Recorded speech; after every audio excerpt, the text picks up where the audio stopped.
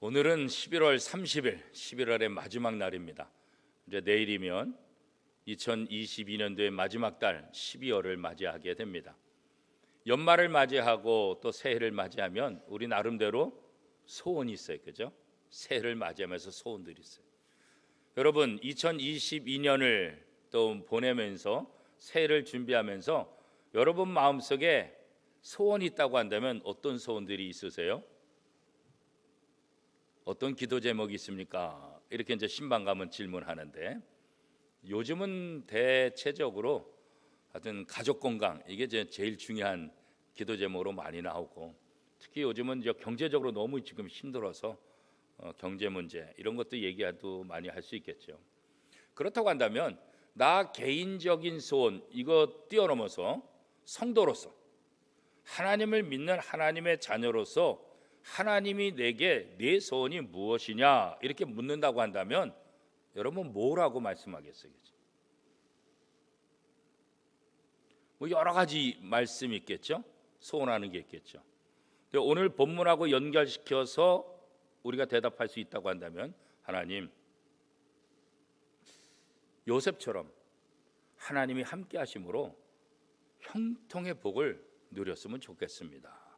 아마 이것도 우리 성도들의 소원 중에 중요한 소원으로 차지하고 있을 것 같아요. 하나님이 함께 하심으로 주시는 형통의 복, 이게 도대체 뭘까? 우리는 요셉의 삶을 통해서 하나님이 함께 하심으로 주시는 형통의 복이 무엇인지를 이해할 수가 있지요. 특별히 오늘 본문 말씀을 통해서 하나님이 함께 하심으로 요셉에게 어떤 복이 이루어졌는지를 아주 잘 설명을 하고 있습니다. 자, 요셉은 형들의 미움을 받게 되잖아요. 아버지 야곱이 이 요셉을 편애하니까 채색 옷을 입히고 너무나 가까이 하고, 왜 그랬어요? 자기가 정말 사랑했던 여인 라헬의 첫째 아들이기 때문에. 그리고 이 라헬이 죽은 다음에 이 요셉을 더욱더 사랑할 수밖에 없죠. 아버지의 사랑을 받지만 또 반대로 형제들에게는 어때요? 미움을 받을 수밖에 없는 거예요. 왜? 아버지가 너무 편애를 하기 때문에. 그래서 늘 이 요셉에 대한 불평이 있었고 시기와 질투가 있었는데, 어느 날 이 형제들이 다 짜가지고 어떻게 했어요? 이 동생을 죽이자. 그러다가 맏형 루벤이 죽이면 안 된다. 저 구렁텅이에 웅덩이에 빠뜨려서 좀 고생을 좀 시키자. 그래서 다시 이제 웅덩이에서 꺼내서 아버지 집으로 데려가려고 형은 그랬지만, 이 형이 잠시 자리를 비운 사이에 이 나머지 동생들이 미디안 상인에게 돈 주고 그냥 팔아버린 거예요. 그래서 하루아침에 사랑받는 아들에서 노예로 전락하게 만드는 거예요. 이게 얼마나 기가 막히겠어요. 이게 하나님이 함께하는 삶일까, 그런 생각하잖아요. 아니, 이렇게 하루아침에 사랑받는 아들에서 그것도 타국에 가서 노예 생활, 종살이를 하게 되니까 하나님이 계시다고 한다면 어떻게 이런 일이 일어날 수 있을까, 그런 생각을 우리가 할 수가 있을 거잖아요. 그죠? 그런데 오늘 본문에 보면 노예로 팔려갔던 집주인 이 보디발이 요셉의 모습을 바라보면서, 야, 너는 진짜 하나님의 복받은 사람이다, 그렇게 이방 나라 주인이 이 요셉을 통해서 너는 하나님께 복받은 사람이다, 이렇게 반복적으로 얘기했을 정도로 요셉이 하나님이 함께 하심으로 형통한 자가 되었다라고 오늘 성경이 이야기하고 있지요. 자, 창세기 39장 2절 말씀에 보니까 여호와께서 요셉과 함께 하심으로 그가 형통한 자가 되어, 그렇게 말하고 있죠. 그 다음에 창세기 39장 3절 말씀에도 보니까 그의 범사에 형통하게 하심을 보았더라, 그렇게 말해요. 자, 형통케 됐던 것을 누가 봤다는 거예요? 이방 나라 주인인 보디발이 봤다. 그러니까 하나님의 사람도 아니고 이방 사람, 하나님을 믿지 않는 사람임에도 불구하고 요셉이 믿는 하나님의 복 받는 것을 확실하게 확인했다. 의심하지 않도록 두 번이나 반복적으로 이 단어를 사용하고 있는 것을 우리가 보게 되죠. 그러니까 하나님이 요셉과 함께 하셨기에 요셉의 모든 범사가 다 형통하게 됐다. 처음에 노예로 팔려갈 때는 말도 안 되잖아요. 어떻게 하나님의 사랑받는 자가 이런 어려움을 당할까? 그런데 노예로 팔려간 그 상황 속에서 하나님을 모르는 이방인 주인에게 인정받을 정도로 하나님이 요셉에게 복을 주셨다. 이렇게 성경은 이야기하고 있는 거죠. 하나님이 여러분과 함께 주시며 이뤄 주시기를 바라는 것, 어떤 게 있을까요? 뭐 여러 가지 많이 있겠죠. 그렇죠? 하나님의 자녀에게 가장 중요한 건 뭐겠어요? 하나님이 함께 하심으로 우리 마음에 평화를 드리는, 하나님이 함께 하심으로 우리의 만사가 형통하게 되는 것, 이것보다 더 놀라운 복이 세상에 어디 있겠어요. 그렇죠? 근데 문제는 우리가 생각하는 형통과 성경에서 말하는 형통이 좀 다르다는 거예요. 우리가 생각하는 형통은 그저 물질적으로 세상적으로 잘 되는 것, 이것이 형통의 복이다 이렇게 생각하잖아요. 그런데 성경은 그렇게 말하고 있잖아요. 성경에서 형통은 뭐냐? 하나님이 함께하는 것, 이게 형통이다. 성경에서 말하는 복은 뭐냐? 세상적인 것, 물질적인 복이 아니라 하나님이 함께 하시는 것, 이게 복이라. 이게 복 자체예요. 하나님이 함께 하셔야만 세상의 모든 것들도 형통하게 될 수 있다는 거예요. 그러니까 가장 기본은, 우선순위는 하나님이 함께하는 거예요. 어린아이 마찬가지잖아요. 엄마가 옆에 있어야 아이에게 문제가 없는 거지. 아무리 부잣집에 살면 뭐 하겠어요? 아무리 비싼 우유 마시면 뭐 하겠어요? 아무도 돌보지 않는다고 한다면 그게 무슨 의미가 있겠어요? 엄마가 함께 있는 것, 그게 그 아이에게는 가장 형통이죠. 가장 복이죠. 엄마가 아이를 돌보지 않고 내팽개치면은 아무리 비싼 집에 살면 뭐 하겠어요? 아무리 부잣집이면 뭐 하겠어요? 그죠? 그거는 복이 아니죠. 그죠? 마찬가지예요.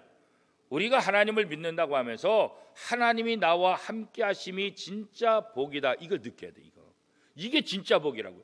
하나님이 함께 하셔야만 문제도 해결되고, 하나님이 함께 하셔야 돼만 세상적인 복도 받을 수 있는 거고, 하나님이 함께 하셔야 돼만 마음속에 평안을 누릴 수 있는 거지. 하나님이 함께 하지 않으면 세상의 그 어떤 복도 우리가 누릴 수가 없는 거예요. 그렇죠?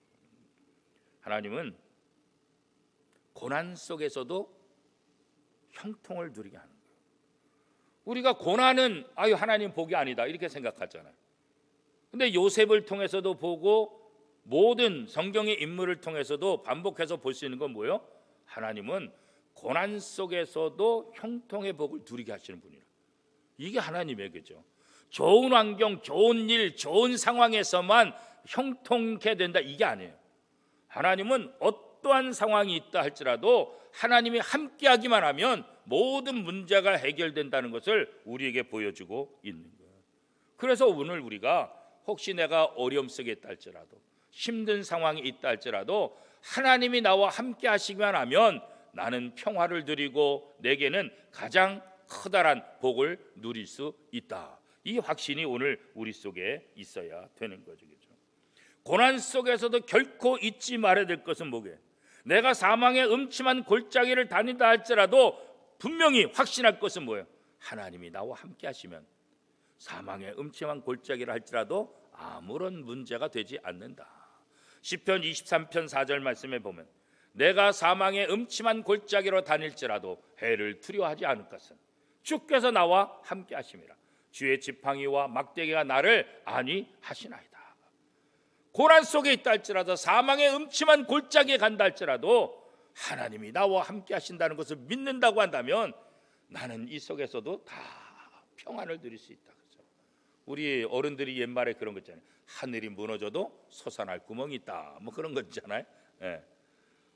어떤 상황 속에 있다 할지라도, 사망의 음침한 그 골짜기를 할지라도 하나님이 함께하기만 하면 그 속에서도 평화를 누리고 그 속에서도 기쁨을 누리는 거예요. 예전에 어떤 그림을 봤는데 그림의 제목이 뭐냐면 평화의 평화. 근데 그 그림의 내용이 뭐냐면 비가 억수같이 쏟아지는데 산에 있는 돌에 이렇게 조금 이렇게 동굴이 호미로 이렇게 파졌어. 근데 거기서 새가 가만히 앉아 있는 거예요. 앞에는 어마어마한 비가 쏟아지는 거예요. 그런데 조그만 동굴 여기에 새가 편안히. 그렇죠? 비가 온다 할지라도 요 돌 속에 있는 조그만 동굴 속에 새가 앉아 있으니까 어떻게 해요? 걱정할 게 없지, 문제가 없지. 폭풍우가 온다 할지라도 자기한테 맞는 게 아니지. 사망의 음침한 골짜기를 할지라도 하나님과 함께 한다고 한다면 우리는 어떻게 해요? 평화를 누릴 수 있다. 이게 신앙의 고백이에요. 이게 믿음의 사람들이에요. 이게 다윗이 그렇게 고백한 거예요. 이 다윗의 고백이 오늘 저와 여러분의 고백이 될 수 있기를 축복합니다. 그죠? 하나님이 함께 하시는 것, 이게 진짜 복이다. 하나님이 함께 할 때 하나님이 나를 인도해 주시고, 하나님이 함께 할 때 나를 안전한 곳으로 맞아 주시고, 하나님이 함께 할 때 모든 원수들로부터 나를 보호해 주시는 것. 그래서 우리가 형통의 복은 하나님이 함께 하실 때 누릴 수 있다, 그렇게 얘기할 수 있는 거죠.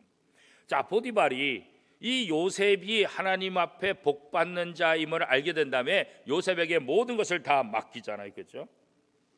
그랬더니 요셉을 통해서 이 보디발의 집이 날마다 더 좋은 일들이 일어났더라, 그렇게 말하죠. 자, 39장 창세기 39장 4절 5절 우리 한 목소리로 같이 한번 읽어보겠습니다.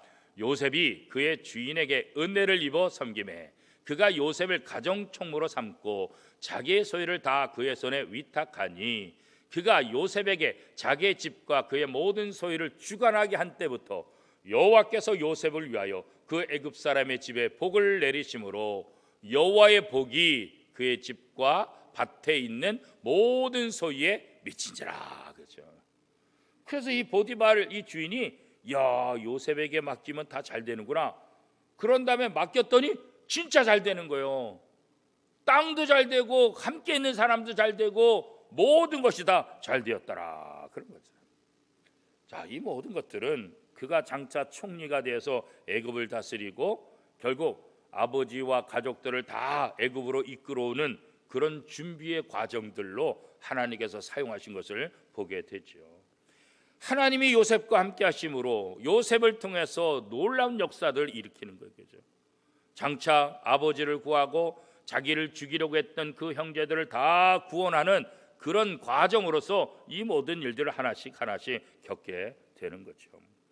하나님의 놀라운 역사 가운데 이 요셉은 언제나 든든하지 않았겠어요, 그죠? 그래서 더욱더 하나님을 신뢰하는 삶을 살지 않았을까요? 어떤 상황 속에서도 하나님을 신뢰하고 하나님을 의지하는 것, 그 하나님의 은혜가 아니면 나는 아무것도 아니라는 사실을 너무나 많이 깨달았을 거예요.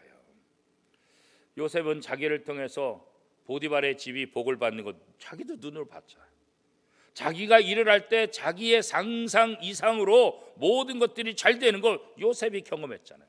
이것을 통해서 요셉은 어떤 생각을 했을까요? 오, 그래, 내가 괜찮은 사람이구나. 아이고, 우리 주인은 나를 정말 잘 봤다. 내가 얼마나 일을 잘하는지, 내가 얼마나 똑똑한지 제대로 봤네. 이렇게 교만 떨었어요? 그러지 않았어요. 요셉은 교만 떨지 않았어요. 왜요? 이것은 자기가 한 것이 아니라 하나님이 도우셔서 됐다는 것을 확신했기 때문에. 그래서 요셉은 하나님을 더 신뢰하고 하나님을 더 의지하고 하나님 앞에 더 겸손한 삶을 살게 되는 거죠. 요셉을 통해서 다른 사람이 복 받는 것, 이거 봤잖아요. 오늘 우리 그리스도인들의 마음속에 어떤 확신이 있어야 되느냐? 나로 인해서 다른 사람이 복 받는다, 이 확신이 있어야 돼요.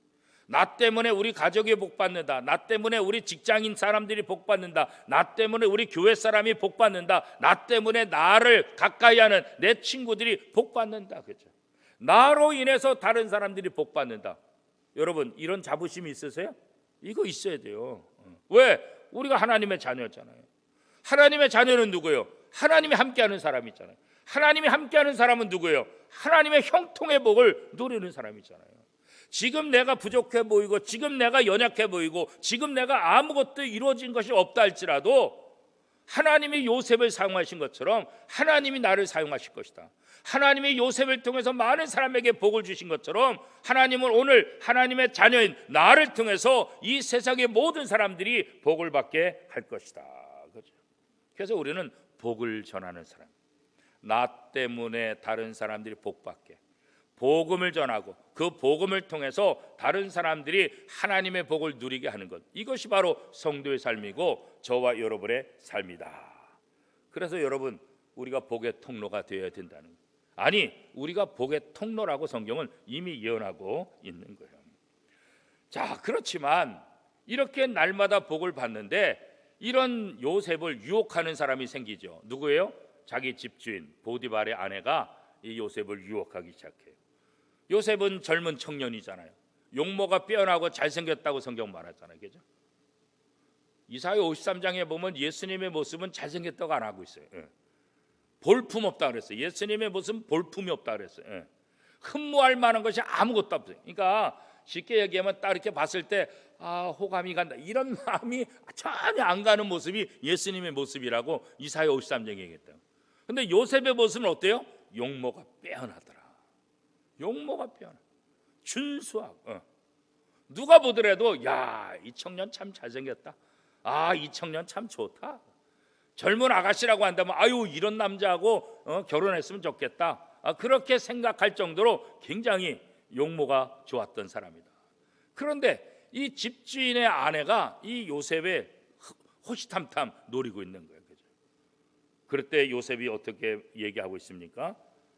이 집주인이 자신을 유혹하지만 과감하게 거절을 해요. 주인님, 한 일주일만 제가 통성기도 한번 해보고 일주일만 철야기도 한 다음에 답을 드리면 안 될까요? 이렇게 말하지 않았어요. 즉시로 단호하게 안 됩니다라고 거절했다고요.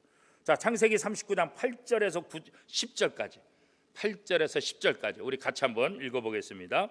요셉이 거절하며 자기 주인의 아내에게 이르되 내 주인이 집안의 모든 소유를 간섭하지 아니하고 다 내 손에 위탁하였으니 이 집에는 나보다 큰 이가 없으며 주인이 아무것도 내게 금하지 아니하였어도 금한 것은 당신뿐이니 당신은 그의 아내임이라. 그런즉 내가 어찌 이 큰 악을 행하여 하나님께 죄를 지으리까. 여인이 날마다 요셉에게 청하였으나 요셉이 듣지 아니하여 동침하지 아니할 뿐더러 함께 있지도 아니하니라. 이 집주인의 부인이 집요하게 공격을, 집요하게, 여기 보니까 날마다 한 번 요청하고 끝나는 것이 아니라 날마다. 이 보디발의 아내의 이런 요청 때문에 요셉은 얼마나 마음이 아프겠어요. 왜? 집주인의 아내인데 괜히 잘못 보이다가 밉보였다가 내가 얼마나 고생할까, 이런 생각 들지 않겠어요? 그럼에도 불구하고 거절했다. 왜요? 첫 번째는 자기 주인에 대한 의리 때문이죠. 나를 노예로 사왔는데 노예인 나를 이렇게 집에 가정총무로 삼아주신 그 집주인에 대한 의리 때문에 다른 모든 것들은 내게 맡겼는데 당신은 내게 맡기지 않았습니다. 두 번째는 뭐요? 이렇게 하는 것이 하나님 앞에 죄 짓는 거라고 알았기 때문에. 내가 하나님 앞에 죄를 지으리까? 나 하나님 앞에 죄 지을 수 없습니다. 그리고 날마다 동침을 요청하니까 요셉이 듣지도 아니하고 어떻게 했다고요? 함께 있지도 않아요. 상황을 만들다 않았어요. 악은 모양이라도 버리라, 그렇게 말하잖아요.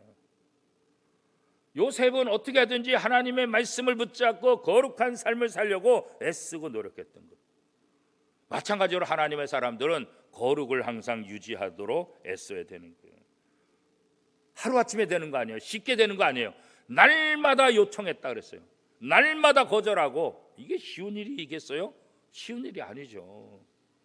주인이 얼마나 괴롭혔겠어요. 여기 말은 안 나왔지만 날마다 거절할 때마다 요셉을 얼마나 괴롭혔겠어요. 그죠? 얼마나 눈치를 줬겠어요. 그죠? 그럼에도 불구하고 하나님 앞에 나는 죄를 짓지 않겠습니다, 함께 있지도 아니했더라. 그런 거죠. 거룩함은 사실 우리의 노력으로 되는 건 아니에요. 하나님의 함께 하심으로 가능한 거예요. 하나님이 언제나 나와 함께 하신다, 하나님이 나를 지켜보신다, 이 확신이 있으니까 죄를 짓지 않고 거룩한 삶을 살 수 있도록 될 수 있는 거죠. 그죠? 하나님이 요셉을 거룩하게 하셨기 때문에 요셉이 거룩한 삶을 살 수 있는 거예요. 이것이 바로 성도의 형통이에요. 하나님이 함께하는 사람은 죄로부터 멀어지는 거예요. 하나님이 함께하는 사람은 죄와 싸워서 이기는 자들이에요. 그래서 하나님은 요셉을 거룩한 자로 만들어가는 거예요. 요셉이 거룩하기 때문에 하나님이 선택했다, 그렇게 말한 적이 없어요. 하나님이 함께 하심으로 요셉이 거룩한 자가 되어가는 거예요.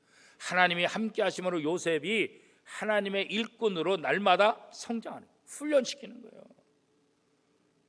몇 달 전에 8주간에 걸쳐서 이 요셉에 대한 설교를 주일날 쭉 했었잖아요. 그때 했던 이야기가 뭐예요? 하나님께서 요셉의 인생에 우회로를 만들어 주셨다. 처음에 우회로를 당할 때는 기분 나빠요. 왜 돌아가야 돼요? 왜 힘들어요? 왜 이런 일을 당해야 돼요? 그러나 돌아가는 것 같지만 우회로는 하나님이 우리를 지켜주는 거예요. 하나님이 우리를 훈련시켜 주시는 거예요. 그 우회로를 통해서 하나님을 더 사랑하게 만듭니다. 이스라엘 백성들이 광야 생활 40년 동안 왜 했어요? 보름이면 아무리 늦어도 한 달이면 적과 거리는 가나안 땅에 도착할 수 있는데 한 달이면 갈 수 있는 그 거리를 40년 동안 왜 머무르겠어요? 하나님의 말씀에 집중하도록, 하나님의 백성으로 만들도록, 애굽의 모든 풍습, 400년 동안 살았던 애굽의 모든 풍습들을 벗어버리고 적과 꿀이 흐르는 가나안 땅에 들어가서 하나님의 백성답게 살기 위해서 40년 동안 준비하는 그 모습이었잖아요. 요셉의 우회로를 통해서 하나님은 요셉을 더 단련시키고 훈련시키고 거룩하게 만드시는 거죠. 여러분은 무엇으로 여러분 자신이 형통하게 된 것을 알 수가 있습니까? 다른 것 없어요. 돈이 많이 벌었어요? 좋은 일이 많았어요? 자녀가 잘 됐어요? 가정에 좋은 일이 있어서요? 물론 그것도 그럴 수 있죠. 그러나 더 중요한 것은 뭐예요? 하나님이 나와 함께 하신다는 사실. 어떤 상황 속에서도 하나님이 나와 함께 하신다. 그래서 나는 평안하다. 그래서 나는 고난 속에서도 하나님이 주시는 평강의 복을 누릴 수 있다. 그런 생각하는 거죠. 형통의 본질은 그렇기 때문에 뭐예요? 하나님이에요. 하나님이 함께하는 게 복이에요. 하나님이 함께하는 것, 이게 바로 형통의 시작이다. 그렇게 말하는 거예요. 하나님이 누구에게 함께 하십니까? 하나님의 자녀에게 함께 하시죠. 누가 하나님의 자녀입니까? 예수 그리스도를 영접한 사람이 하나님의 자녀가 되는 거예요. 그래서 하나님의 자녀들은 하나님의 말씀을 의식하고 하나님의 말씀을 붙잡고 하나님이 원하시는 거룩한 삶을 살아가게 되는 거죠. 누구보다도 우리는 형통의 삶을 살려고 노력하는 것이 아니라 이미 내가 형통의 복을 누린 사람이다. 하나님이 이미 나와 함께 하시기 때문에 나는 뭐예요? 형통한 사람. 하나님이 함께 하심으로 형통한 자가 되었잖아요. 내가 예수를 믿기 때문에 하나님이 나와 함께 하시는 거예요. 내가 형통한 자가 되어달라고 노력할 것이 아니라, 기도할 것이 아니라, 하나님 나와 함께 하시는 이 형통의 복을 주신 것 감사합니다. 나와 함께 하시는 하나님을 통해서 날마다 그 형통의 복을 누리게 해주세요. 이미 받았으니까 누려야지. 근데 받았는데도 누리지 못하기 때문에 이게 문제가 되는 것 아니겠어요? 성도는 그리스도 안에서 다 형통한 사람들. 요셉만 형통한 사람이 아니라 저와 여러분 모두가 다 형통한 사람이다. 이제 이 형통을 누리는 것, 이게 남아있는 거예요. 하나님이 함께 하시는 자, 그가 형통한 사람이다. 그래서 여러분 스스로에게 자기한테 말해보세요. 나는 형통한 사람이다. 왜 형통한 사람이에요? 하나님이 함께 하시기 때문에. 하나님이 나와 함께 하시기에 나는 형통한 사람이다. 따라서요. 시작. 하나님이 나와 함께 하시기에 나는 형통한 사람이다. 할렐루야. 아멘.